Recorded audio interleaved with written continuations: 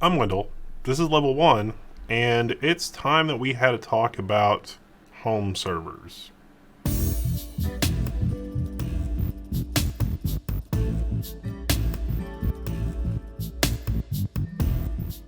First of all, there's no one-size-fits-all home server. Some people out there are running very elaborate rack mount, 42U, ridiculous home server setups. Dozens, if not dozens of dozens, hard drive spindles, massive storage, terabytes upon terabytes of storage. This is more something to get your toes in the water, something to show off some hardware, and something to give you something to think about in terms of like the software side of it. Because what NAS software for me, or what server software for me, makes sense. And I thought we might talk about a few different solutions.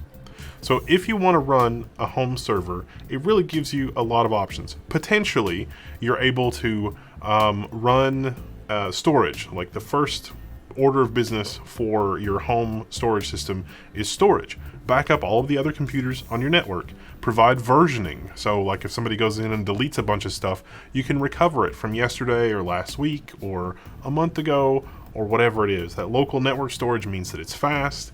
If it's reliable and appliance-like, everybody on your network, everybody in your home can trust it. So, you, your spouse, your kids, your neighbors, your friends, whoever's on there, do stuff. Media, music storage, movie storage. Maybe you like ripping your discs, which is questionably okay. I mean, I think media shifting is mostly okay in most states in the United States. Depending on what your jurisdiction is, media shifting might be okay. I myself have a lot of old VHS tapes that have been digitized and for long since. I also have a lot of stuff that I've recorded directly off of the TV, which I'm permitted to do from, years gone by. And so I like having that as part of my media library available to stream on a whole bunch of devices. So there's all kinds of different software out there, from Plex Media Server, which is a relatively modest monthly subscription, to like Roon, ROON, which is a very expensive but audio solution. And it seems crazy, but some people out there will have several different computers in their home lab doing all these different things. And computers now, I mean, look at how powerful Threadripper is, and look at how powerful other machines are. Look at how powerful machines are that corporations are throwing away or surplusing. So you can get that and put it in your home lab. I mean, you can go to Reddit/r/home lab, and it's like, look at this amazing stuff my company threw away. And it's like, dual 16 cores with 192 gigabytes of RAM, and now that's going to be somebody's home media server. But you want to be able to run a half a dozen different pieces of software depending on what it is you want to do. I mean, you might have an amazing ebook collection, and a particular ebook software will let you manage your bookmarks and notes and annotations in the cloud without actually losing access to that. Because like if you had the Microsoft cloud thing, they just turned that off and you lost your books and your annotation and the whole 9 yards, which is utter BS. You might be running software like OwnCloud, but then it's like, how can I safely sandbox OwnCloud? Because that's going to be on the internet, and there's hooligans on the internet that might break into my OwnCloud instance, and then would they have access to other stuff, and then would it sort of escalate from there? And so it's like, well, maybe OwnCloud should be on its own machine, or maybe I should get a VPS at Linode or something. And so no, you can run all of this on one piece of hardware. There is software out there to do that, but there's not really any one piece of software that is trying to address every possible use case. The first thing that a lot of people think of is VMware ESXi. It's free. VMware is still on top as far as virtualization goes. It's a great product. It can be a good fit for a lot of people. VMware still kind of sucks for the home user use case in terms of managing and consolidating storage. It doesn't have any kind of sophisticated, file level redundancy thing that works well. Someday we might see, people running a 3-node VMware cluster in their home lab, but I don't think that's here yet. We see some people try to address this by running VMware ESXi and then setting up, a FreeBSD distribution like FreeNAS, because it gives you ZFS. And so they'll actually run FreeNAS as a VM under ESXi, which is not recommended. But they'll pass through the physical disks, because you can then take the physical disk to another physical host without ESXi if something goes wrong, and then use that for storage and iSCSI back to VMware for other VM storage and just have some local VM storage, that can work. I myself ran with a setup like that for a while. It was fine. You just have to know what you're doing, and a lot of people out there don't know what they're doing or don't give that type of a platform the maintenance that it deserves.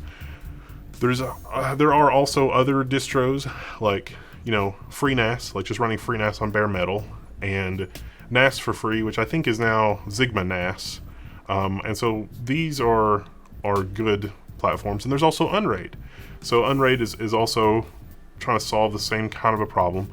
VMware ESXi and FreeNAS and Unraid certainly will just run from a USB stick. So you just set it up on a USB stick, and then it just sort of does everything it needs to do from there. You set up your storage devices and that kind of thing. Unraid is paid for. In my case, for like my little experimental, like what I would call a small medium system, it's going to be about $130 as a one-time fee. If you only got, I think, 5 storage devices, it's something like $60 for the pricing. But it really comes down to Unraid versus FreeNAS for the use case, for the do everything use case. And the reason that it's down to those two is because FreeBSD with Beehive does excellent virtualization. It's relatively nascent, but it's pretty good. And then Unraid, with its Linuxy goodness, means that virtual machines are going to run really well. Now, I also have more than a passing interest in passing through physical hardware. Beehive can do it, but FreeNAS doesn't support it yet. Even in the 12 RC1, passing through a physical piece of hardware is not something the GUI supports. But because it's FreeBSD under the hood, I could kind of do some finagling and get that running. Unraid, of course, does support hardware pass-through for VMs and has for a long time, as long as your hardware supports it properly. So Unraid is a little ahead of the curve there. Now, one of the things that's very important to me is resilient file system storage and the file system. For me, ZFS is far and away the best file system, period. I mean, I don't have my, yeah, I do.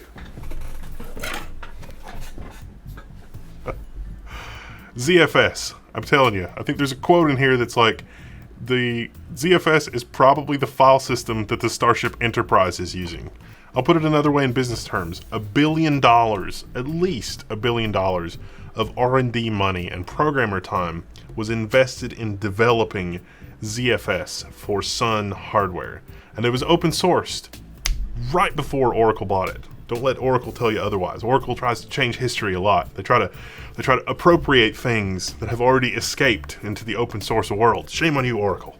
But yeah, I mean, it probably really is the file system of the Starship Enterprise. It's that good. I've been in the internals of it. I've written recovery programs for it when things have gone horribly wrong. And it was entirely the operator's fault in those cases. So yeah, I mean, seriously, it's an incredible file system. So ZFS. Now I know what you're thinking. BTRFS, ButterFS. There are other operating systems that have similar features as ZFS in terms of snapshotting and not really version control, but there's a lot of really advanced features, and there's a lot of really advanced people in the comments that don't really need to watch this video because they know enough that they can make their own choices. But for me, ZFS is really the only choice. BTRFS has gotten a lot better, actually. I did do some testing for this video, and without getting too far in the rails, maybe this would make another interesting separate video for the Linux channel, but BTRFS, I was very surprised that RAID 5 actually seemed to work correctly. That's something that historically has not worked correctly when the drives get out of sync, but it seems like the scrub recovery process with ButterFS or BTRFS has gotten a lot better since the last time I tried it, which was about 18 months to 2 years ago. So setting this up and running through that and doing some tests. Synology, the Synology NASs, for example, which are pretty good. I mean, I've had very good experiences with them. I understand some people have had experiences where the power supply has died, and that's less than awesome. Synology is a Linux-based OS. They've put a lot of time and energy into polishing it, and so the software side of it is a very good experience. One of the things that the Synology folks did to sort of work around some of the concerns with BTRFS is that their multiple drive thing, they actually rely on Linux MD to do that. And so like BTRFS runs on top of the Linux MD stuff, and that actually works better on the Synology side. So Synology spent a fair bit of monetary R&D on that scenario to find what situation works best in terms of, you know, that file system. And that's what they came up with, was a kind of Rube Goldberg, you know, Linux multi-disk plus BTRFS on top of it. I ran BTRFS RAID 1 on a system for a long time, and it was basically okay until one of the drives died, and then it was a little harrowing. Didn't lose anything, everything was basically okay, but it wasn't the best user experience as compared with the ZFS. ZFS, when a drive dies, getting that drive replaced, the resilvering process, ZFS being very communicative as to what's happening, has always been very consistent and very reliable. It's also been very easy to, or straightforward I should say, not necessarily easy, to find when oddball things are dying. Not necessarily drive, sometimes a controller, sometimes a cable, sometimes just one of the two multipaths to a disk. ZFS is best FS.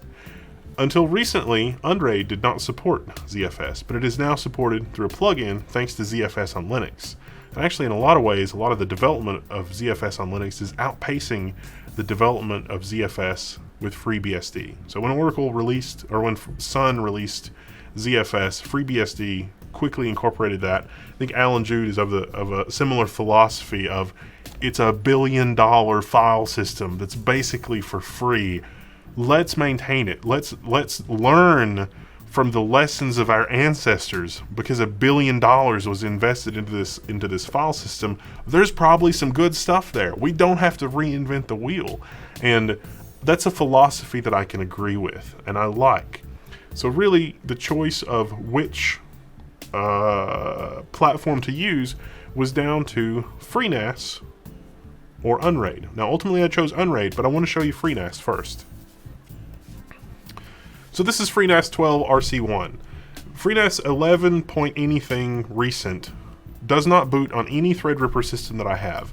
Not a 1920, not a 1950, not a 2950, not a 2970, and not a 2990 Threadripper on an Asus X399A, a ASRock Fatality X399, a MSI Meg X399, a Gigabyte Aorus X399 Master, or a Gigabyte X399 Gaming 7.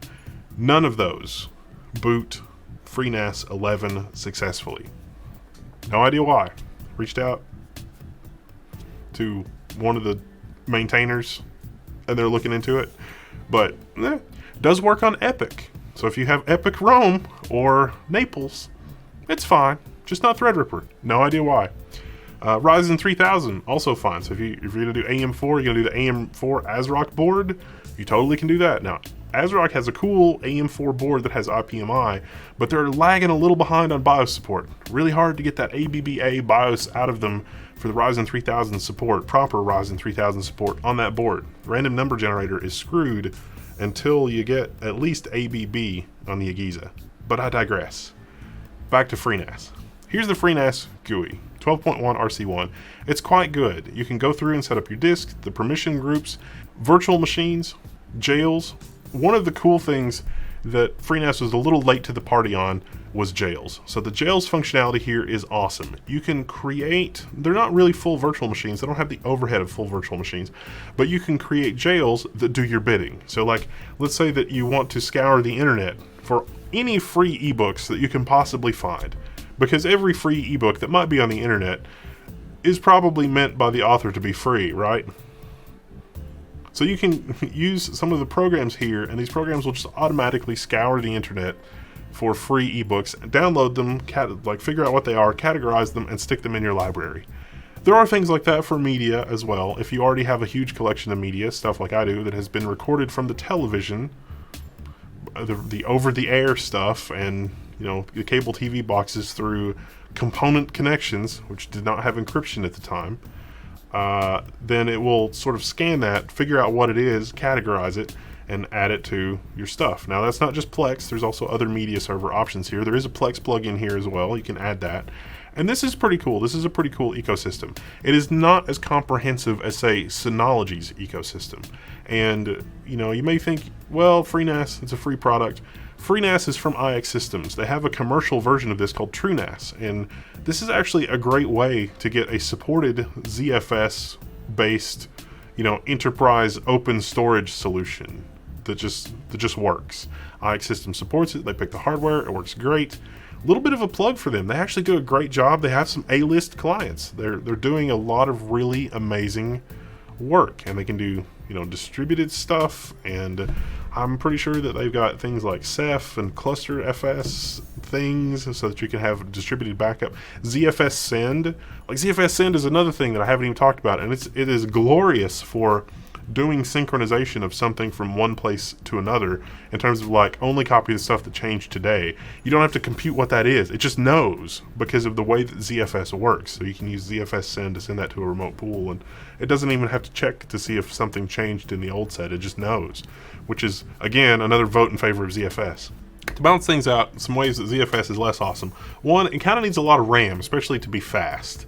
There is, you know, we could talk about like the whole ZIL on an SSD, and it's really for this like a home storage. No, just you don't. I've done it all. I've done the Optane thing. I've done the striped Optane thing. I can talk to you about that all day long. Not for this video, but most systems don't even really need that, especially if you got a lot of spindles, especially in this day and age, and especially not all flash systems. There's actually some tweaks you can do for an all flash system. Again, that's not this video. ZFS is also less than awesome if you just want to add a couple of disks. So a lot of people, like with the Synology setup and with Unraid and other NAS systems, you can just add a disk or two and it'll automatically rebalance. So I've added another 10 terabyte disk, and you know, I've got like a 4 terabyte disk and a 6 terabyte disk and an 8 terabyte disk, and then now I've added a 10 terabyte disk. These systems can deal with that, and it'll rebalance where things are stored. It'll make sure that there's a redundant copy, like everything that I copied to the 10 terabyte disk, it'll make sure that there's extra copies of that throughout the rest of the system, at least one other copy or two other copies, depending on how you've got it configured. And so these systems do that in software. There's a fair bit of software overhead for that. The performance can vary between okay and not okay. ZFS, being $1 billion file system, does not fool with something that is as janky as it sounds. So when you want to increase storage for ZFS, the assumption is that you're doing it kind of a lot of drives at once. What's actually happening under the hood there with ZFS is a ZFS pool is made up of one or more VDEVs. So let's say that I've got 4 drives in a RAID Z1 VDEV. That means one of my 4 drives can die with RAID Z1. There's RAID Z2 where 2 drives can die, RAID Z3 where 3 drives can die. And if over the course of a year you've added 2 drives every now and then, it's not really super efficient because you've lost half of your space, and you should really be able to rebalance. There are features coming that will let you rebalance, that will let you remove a VDEV, but they're not here yet. Getting Unraid set up was a little more fiddly than I expected. First off, the ZFS plugin. Once I installed it, I really had to complete setup from the command line. I mean, not a problem for me, but obviously like creating your Z pool or arranging your disks, especially if you have a lot of disks, it would be nice if that worked in the GUI under the array configuration. The second thing is that Unraid, I guess, assumes that if you are running a bunch of disks, that it's going to manage them, because when you go to tabs like the Docker tab or the VMs tab or whatever, it would say, hey, the array isn't running. And it's like, I'm not interested in your array. I'm interested in ZFS. So that's maybe something that could be fixed in the ZFS plugin, or maybe something that I could work around. For now, I added a couple of NVMe disks that I could set up in an array to just use temporarily. It may be that you could set up an array on a temporary device and copy something. I don't know. Also, I was kind of surprised that Unraid, for the SMB shares, at least I didn't see a way to do this, shadow copy. So in Windows, there's a previous versions tab. And normally on like a Windows server, when you hit that, if you've got versioning or snapshots enabled on FreeNAS, you can see shadow copies there. You got to configure Samba and do some other things, but normally with like a Windows server, it's part of the shadow copy facility in Windows.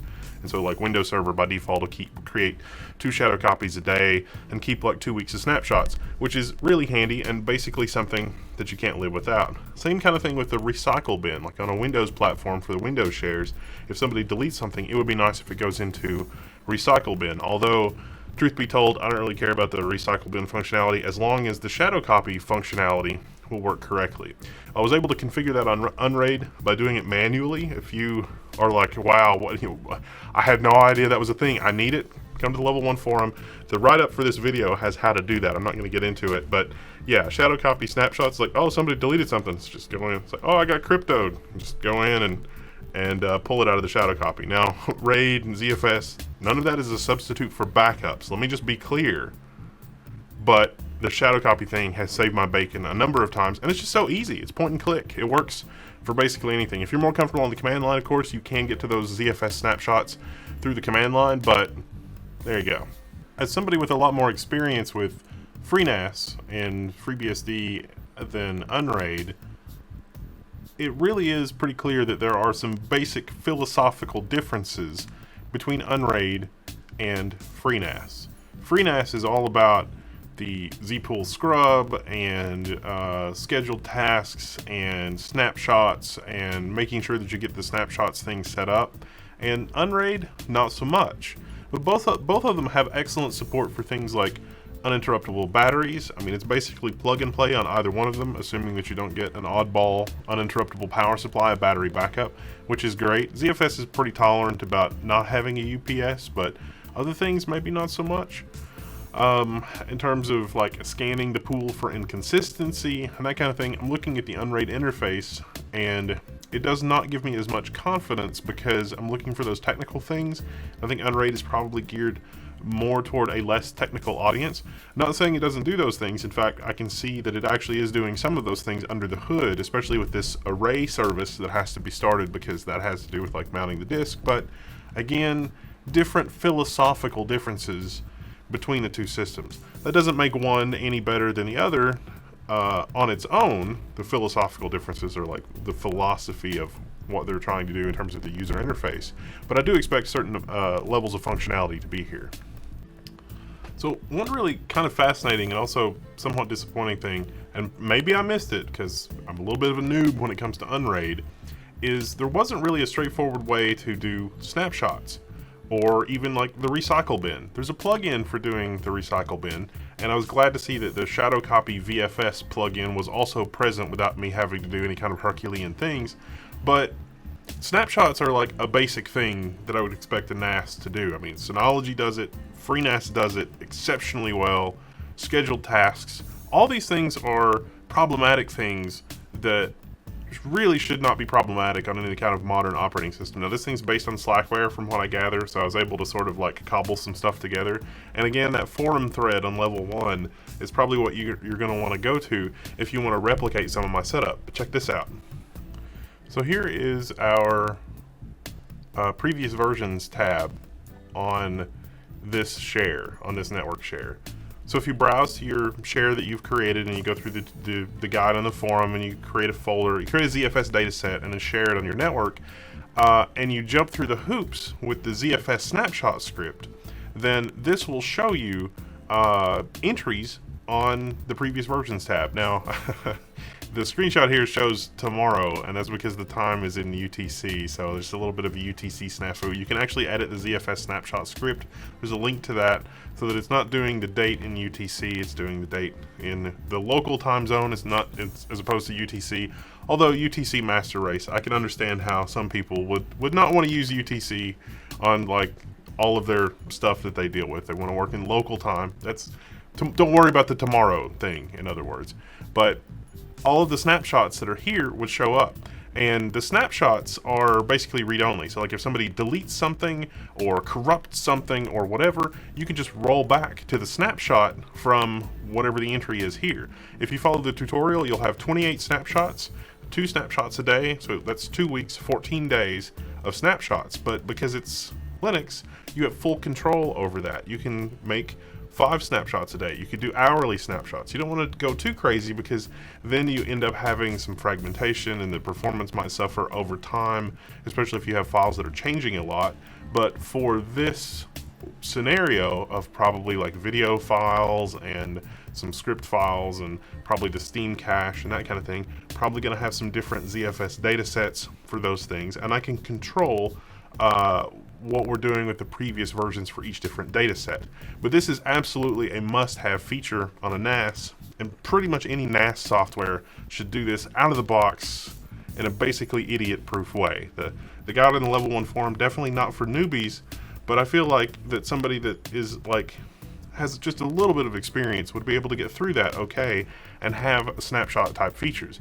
And I think that most other NAS distributions have that, but you know, even looking on the support forum, it's like BTRFS snapshots, because BTRFS, ButterFS has this kind of snapshotting thing built in, and most of the threads that I was able to find on the Unraid forums, even, I mean, this one's from March 14, so it's not really that long ago, and it's just kind of like, there's some user scripts out there, and it just kind of was like, no, that should be in the GUI, especially for a paid product. So got some more points off there on Unraid, but the VM stuff and some of the other stuff, it's good stuff. So just for fun, I decided that I wanted to see what would happen if I pulled the main disk and left only the parity disk.